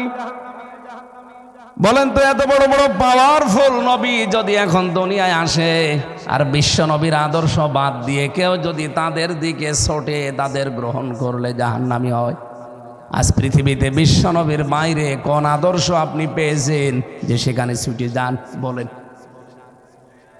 আপনার বিবেকে যদি ধাক্কা না লাগে, এরপরেও আমার মনে হয় এই আয়াত কিয়ামতের দিন আপনার বিরুদ্ধে মামলা দায়ের করবে। নবীজি বলেন, সুন্দর একটা অট্টালিকা বানিয়েছে, প্রত্যেকটা থরে থরে সাজানো, বিউটিফাই করা, কিন্তু একটা ইট এক কোণে নেই। হে পৃথিবীর মানুষেরা, পুরা বিল্ডিংটা সাজাতে যতগুলো ইট লাগে সবগুলো ইট ওই নবীরা, আর যে ইটটা ছিল না, দেখতে অসুন্দর মনে হচ্ছিল, ওই ইটটাই আমি নবী মুহাম্মদুর রাসূলুল্লাহ। আমাকে দিয়ে পুরা বিল্ডিং, নবুয়তের যে বিল্ডিং আল্লাহ পুরা গাঁথনি দিয়ে শেষ করে দিয়েছে। কিয়ামত পর্যন্ত এই পৃথিবীতে আর কোনো নবী রাসূল, কোনো আদর্শ আর আসবে না। আসেন আমরা দলমত নির্বিশেষে আল্লাহর বান্দা যারা দাবি করেন, মুহাম্মাদুর রাসূলুল্লাহর উম্মত বলে যারা দাবি করেন, তাদের এই মুহূর্তে আবার ঈমান নবায়ন করে আদর্শ ঠিক করা দরকার। আমার আদর্শ মুহাম্মাদুর রাসূলুল্লাহ। রব্বুল আলামিন বলেন কি করে ঈমান আনবেন, আমি সেটা আপনাদেরকে শিখিয়েছি। এর পরের কিছু শব্দে পেয়েছিলাম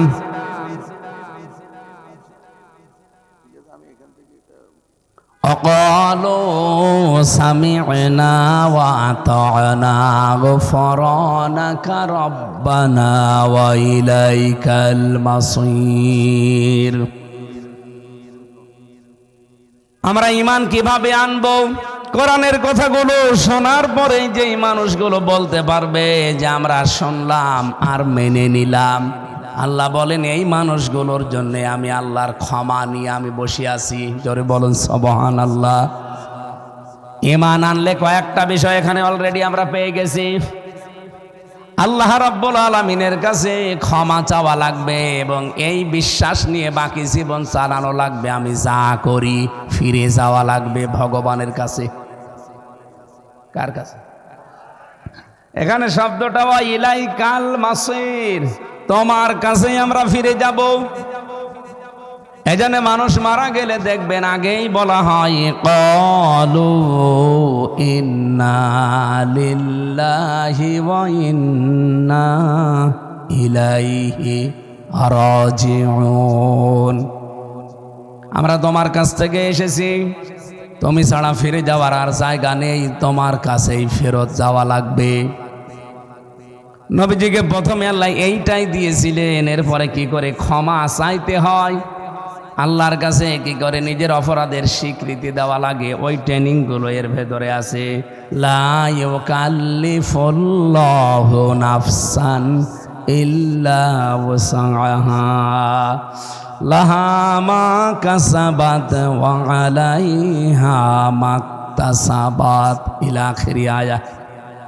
আল্লাহ পাক বলেন যার যতটুকু সাধ্য আছে আমি তার উপরে অতটুকুই চাপিয়ে দেই, সাধ্যের অতিরিক্ত কোনো বোঝা আমি দুনিয়ায় কারো উপরে চাপাই না।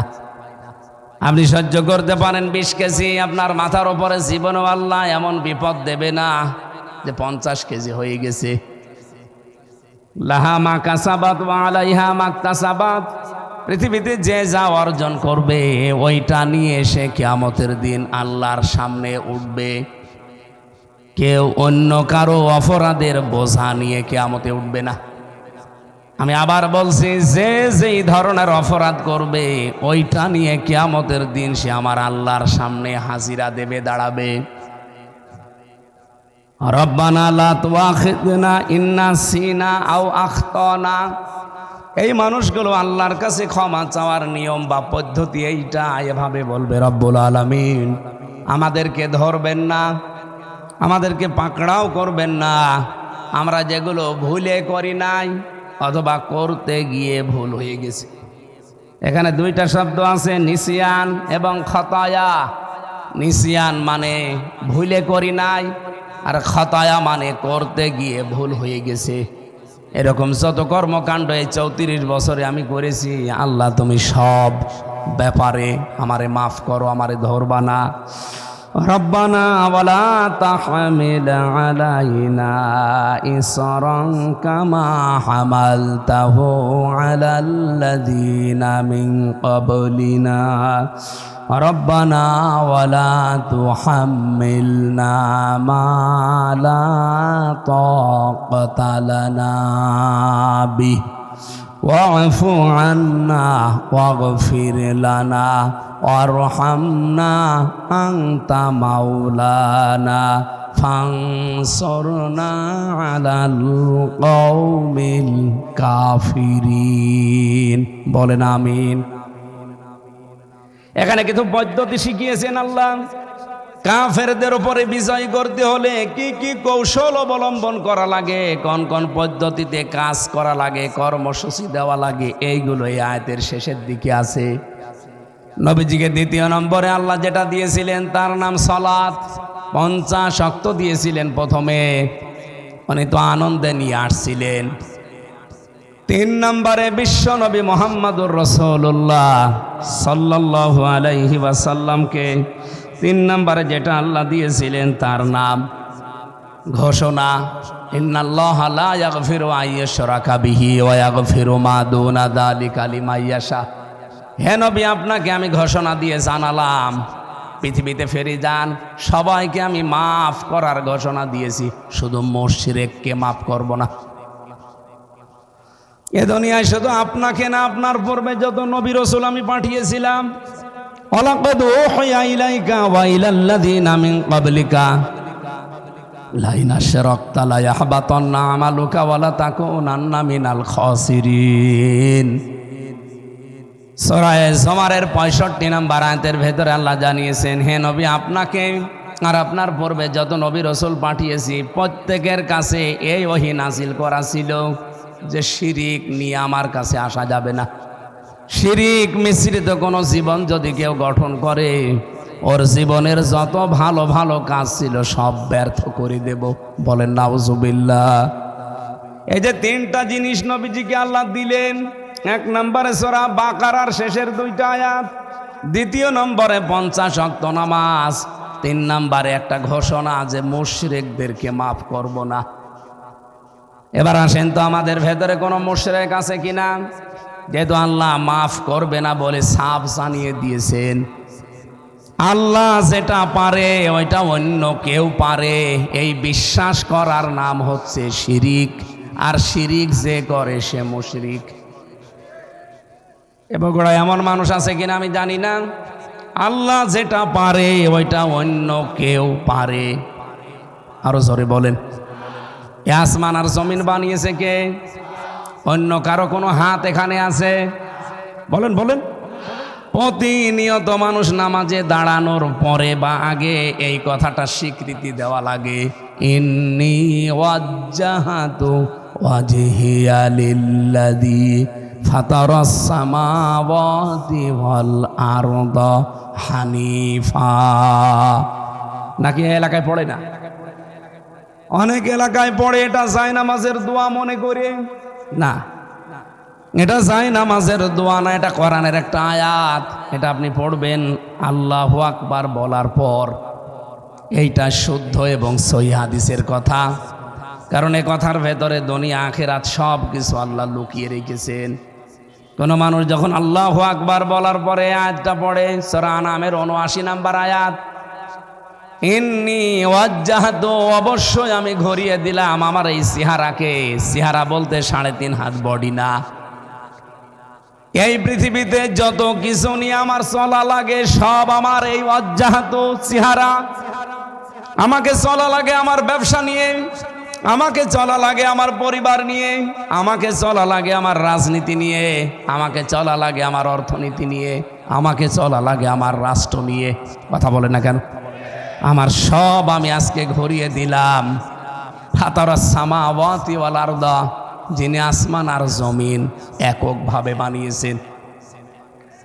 ফাতারুন শব্দের শাব্দিক অর্থ হচ্ছে কোনো কিছু না দেখে মডেল ছাড়া বানানো। এটার নাম আরবিতে ফাতার। আল্লাহ পাক এই পৃথিবী বানিয়েছেন 6 দিনে। একটা পৃথিবী ছিল সেটা দেখে দেখে।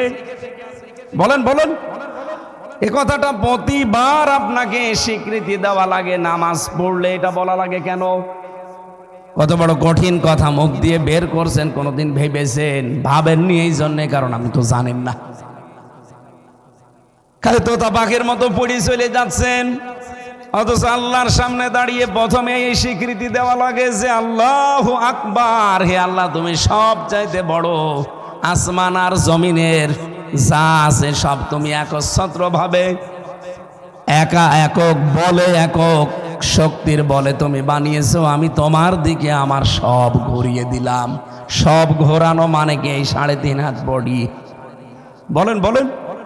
এদিকে কথা বলি, আমি আমার মা বাপকে ঘুরিয়েছি, আমার পরিবারকে, আমার সন্তানাদিকে, আমার রাজনীতিকে, আমার অর্থনীতিকে, আমার দেশকে, এত কিছু ঘুরিয়ে দিয়েছি আল্লাহর দিকে।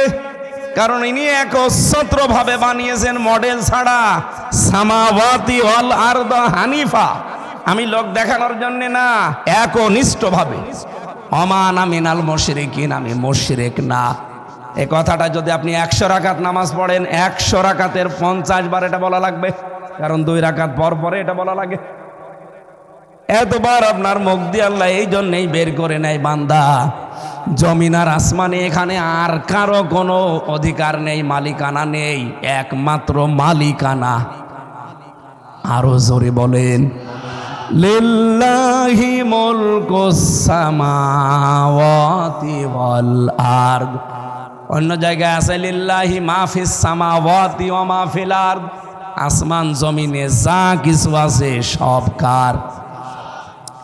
এর ব্যাখ্যা করেছেন আল্লাহ নিজে, সূরা আরাফ 54 নম্বর আয়াতের মাঝে আছে, আলা লাহুল খালকু ওয়াল আমরু ইলা আখিরি আয়া। আল্লাহ পাক বলেন, বানিয়েছি যেহেতু আমি, এখানে বিধানও চালাবো আমি আল্লাহ।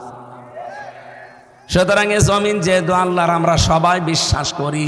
আপনি হিন্দুকে যে বলেন আসমান জমিন কে বানিয়েছে, ও এক বাক্যে বলবে আল্লাহ বানিয়েছে। আমার কাছে প্রতিনিয়ত একটা হিন্দু আসে, বিনোদ কুমার আগরওয়ালা, কুষ্টিয়ার বড় বাজারে বাড়ি। ওরা আমি মাঝে মাঝে পরীক্ষা করার জন্য বলি, দাদা গরুর গোশত খান? বসে খাই। মুসলমানি দিয়েছেন? বসে দিয়েছি। কালেমা পড়তে কি হয়? একবারে লাইন ধরে কালেমা আমারে শুনিয়ে দিল, লা ইলাহা ইল্লাল্লাহ মুহাম্মাদুর রাসূলুল্লাহ। আপনার আর মুসলমান হতে বাকি আছে কি? কোরআন শরীফও নাকি পড়ে। সেদিন ওযু করলো, দেখলাম আমাদের পেছনে দাঁড়িয়ে নামাজ আপনার হবে না, কারণ আপনি তো মুশরিক। আমি মুসলমান হওয়ার দাওয়াতও দিয়েছি কয়েকবার। আমারে বলছে মুসলমান হব, কিন্তু আমার মা মরে গেলে, আমার মা বেঁচে থাকতে আমি হলে আমার মা রাগ করবে, এই জন্য মরে গেলে হবে। এই লোকটার কাছ থেকে আমি কিছু জিনিস শিখেছি, কিছু জিনিস পেয়েছি। ওকে আমি জিজ্ঞাসা করেছি, আসমান জমিন কে বানিয়েছে? অবশ্য আল্লাহ বানিয়েছে। ভগবানের নাম একবারও বলে না, অথচ 12 মাসে 13টা পুজো করে। এই দিন 3 দিন আগেও কি পুজো ছিল যেন আমি জানি না, আমারে দাওয়াত দিচ্ছে, বসে বসে চলেন।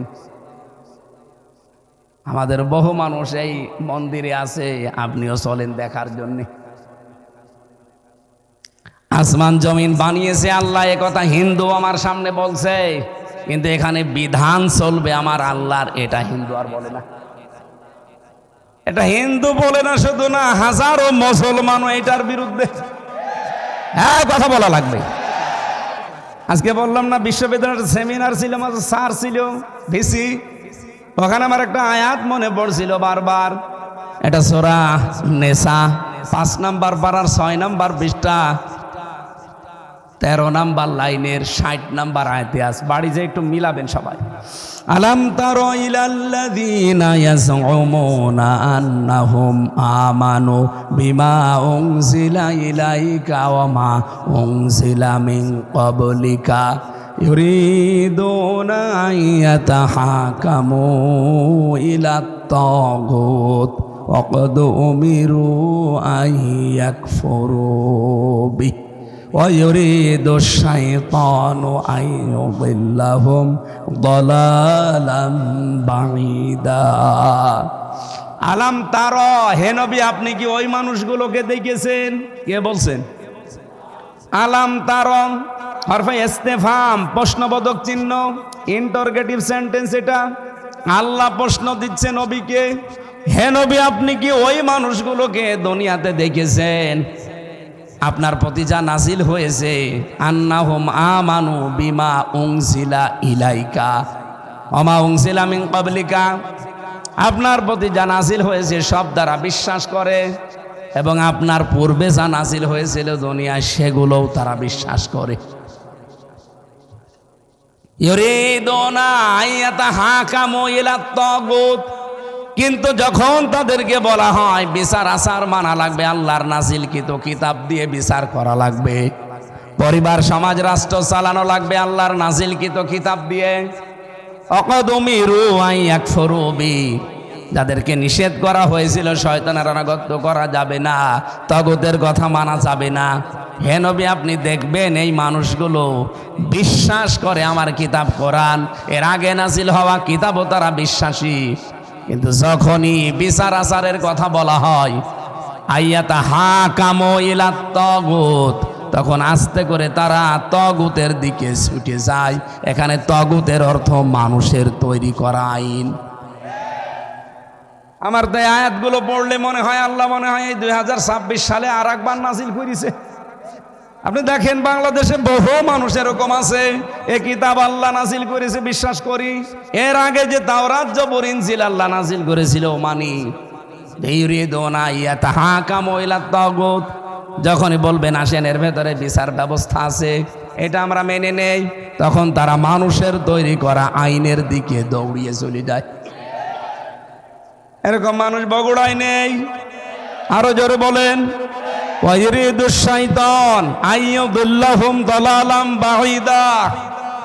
শয়তান তাদেরকে অতল গহ্বরে, এখানে শব্দটা হচ্ছে দলালাম বাঈদা, বিভ্রান্তি এবং গোমরাহির অতল গহ্বরে নিয়ে ফেলে রেখেছে। এই জন্যে ওই চোখ দিয়ে কিছু দেখতে পায় না, ওই কানে কিছু শুনতে পায় না, ওই হৃদয়ে কিছু ধারণ হয় না। আমার মনে হয় বাংলাদেশে বহু মানুষ এই আয়াতের ভেতরে অলরেডি পড়ে গেছে।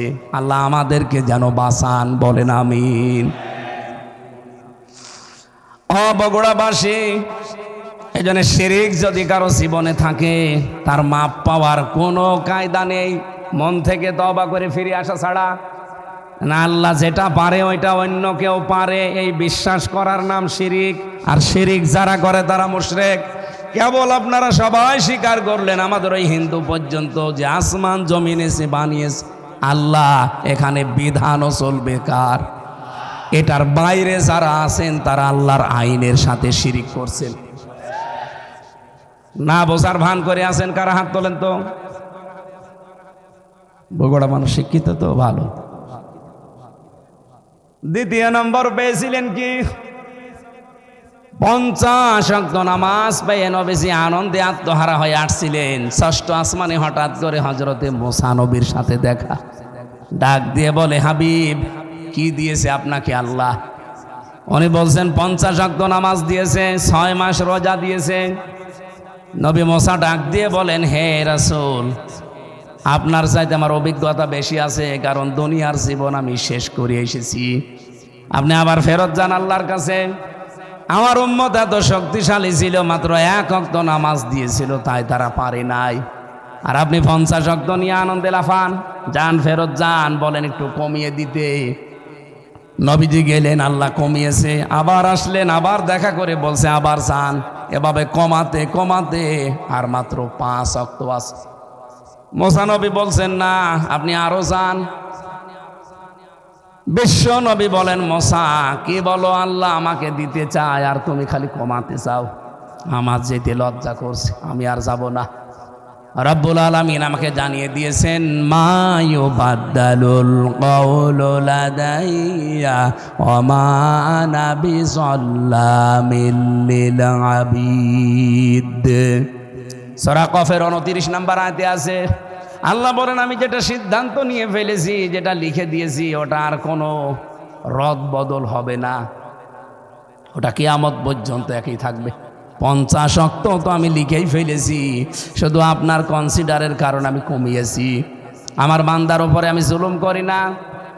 আপনার বান্দাদেরকে, আমার বান্দাদেরকে দুনিয়ায় সে জানিয়ে দেবেন, যদি 5 ওয়াক্ত নামাজও সঠিকভাবে আদায় করতে পারে 50 ওয়াক্ত নামাজের সওয়াব দিয়ে দেব। আমার মনে হয় এখানে 5 ওয়াক্ত নামাজ পড়ার মতো মানুষও অনেকে নেই, 2 ওয়াক্ত পড়ে। এক কথা বলে না কেন? নবীজি সর্বশেষ যখন আসার সময় এই যে 5 ওয়াক্ত নিয়ে 45 ওয়াক্ত কমিয়ে যখন আসছিলেন, হঠাৎ করে একটা গম্বুজ দেখলেন। এত সুন্দর ঘর জীবনে তিনি দেখেননি। ডাক দিয়ে বলে, ইয়া আখি জিবরাইল, ভাই জিবরাইল, এইটা আবার কি? উনি বললেন, আগে আপনি ঘুরে দেখেন। চারিদিকে ঘুরে দেখলেন, লেখা আছে বিসমিল্লাহির রহমানির রহিম। এটা লেখা দেখেই দেখলেন প্রতিটি অক্ষরের নিচ দিয়ে ফোঁটা ফোঁটা হয়ে পানি পড়ে নালা হয়ে যাচ্ছে আর ওই গম্বুজের ভেতরে পড়ছে। ডাক দিয়ে বলেন জিবরাইল, এটা কি? আমি বুঝতে পারলাম না। এটার নাম হাউজে কাউসার। কিয়ামতের কঠিন ময়দানে এখান থেকে এক গ্লাস পানি কেউ খেতে পারলে তার জান্নাতে যাওয়ার আগে আর পিপাসা লাগবে না। হযরতে মুহাম্মদুর রাসূলুল্লাহ ওই দিনই বলেছিলেন, ভাই জিবরাইল, এটা পাওয়া যাবে কি করে? বলে পাওয়া যাবে যে কি লেখা আছে কি, বিসমিল্লাহির রহমানির রহিম। এই দুনিয়ার ময়দানে যে কোনো কাজের আগে যারা বিসমিল্লাহ বলে হাত দেবে, আমার আল্লাহ তাদেরকে এইটা দান করবে। আমার এই আয়াতের এই শানে নজুল পড়ার পরে মাঝে মাঝে মনে হয় বাংলাদেশের শহীদ রাষ্ট্রপতি জিয়াউর রহমান, উনি সংবিধানে বিসমিল্লাহির রহমানির রহিম এইটা উনি লিখেছিলেন। কথা বলেন না কেন? আপনি ডক্টর কামালের সংবিধান দেখেন, সেখানে এটা লেখা ছিল না? উনি এইটা লিখেছিলেন, আল্লাহর উপরে আস্থা এবং বিশ্বাস হবে দেশ চালানোর মূল মন্ত্র।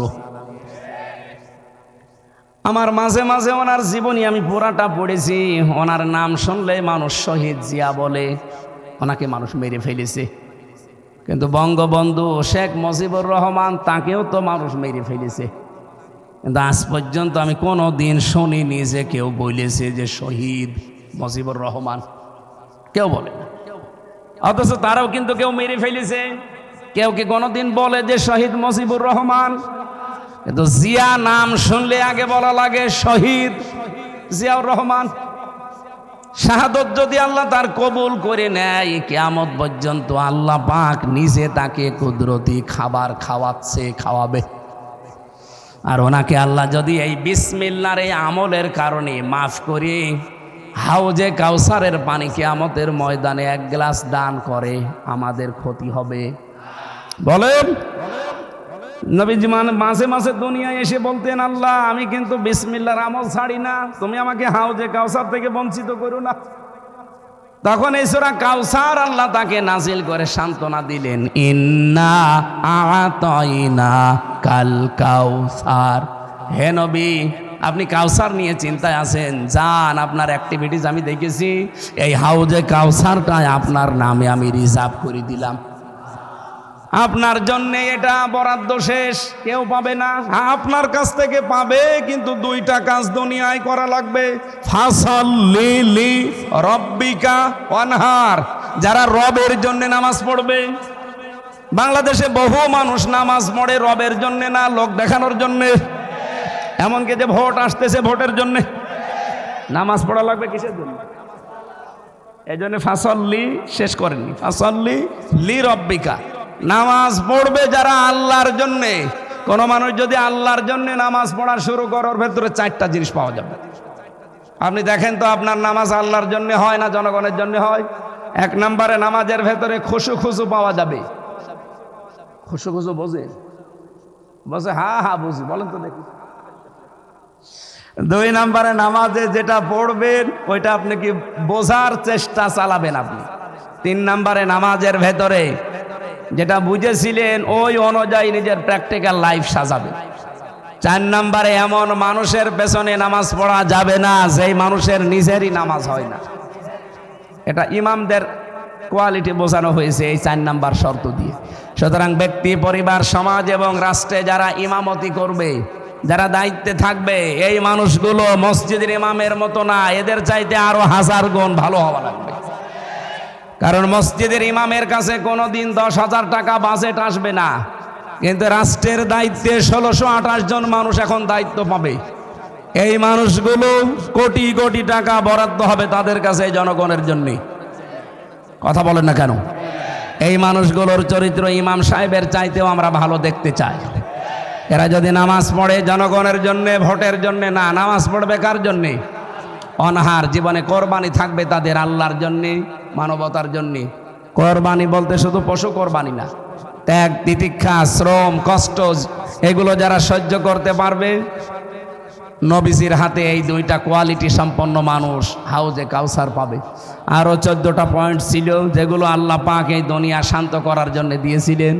সূরা বানী ইসরাইল 23 থেকে 38 এই আয়াতগুলোর ব্যাখ্যায় পাবেন। আমরা দলিলগুলো বলে দিলাম, যেহেতু রাত হয়ে গেছে তো আর আমারও বাড়ি যাওয়া লাগবে। আজকে এ পর্যন্ত শেষ করে আমাদের এখানকার